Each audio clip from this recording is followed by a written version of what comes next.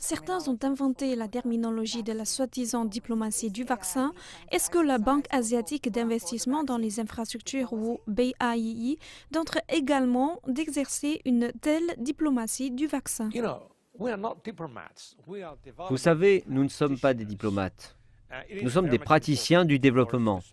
Il est très important pour nous de soutenir ces pays qui ont besoin de financement pour, par exemple, bâtir des systèmes de santé de base pour gérer les urgences ou traiter les personnes qui souffrent de la Covid-19. Et bien sûr, la vaccination est très importante. C'est ce qui doit être fait, ce n'est pas de la politique. C'est le véritable travail que de protéger les vies des gens. Et peu importe comment les gens qualifient cela. Je pense que nous devons tout simplement le faire, d'accord? Et c'est pour une bonne cause. Avez-vous revu les priorités ou réorienté vos plans pour la BAII? Pour 2020, c'est vrai, notre priorité est principalement d'aider les pays à gérer la pandémie de Covid-19. Et beaucoup de pays n'ont pas la capacité de développer eux-mêmes des vaccins.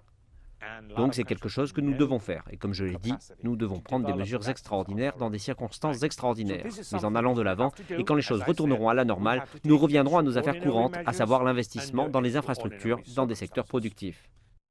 Et avez-vous un calendrier pour cela?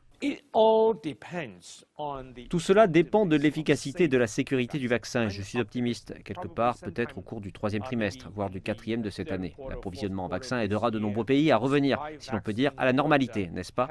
Rien ne sera plus comme avant la Covid-19.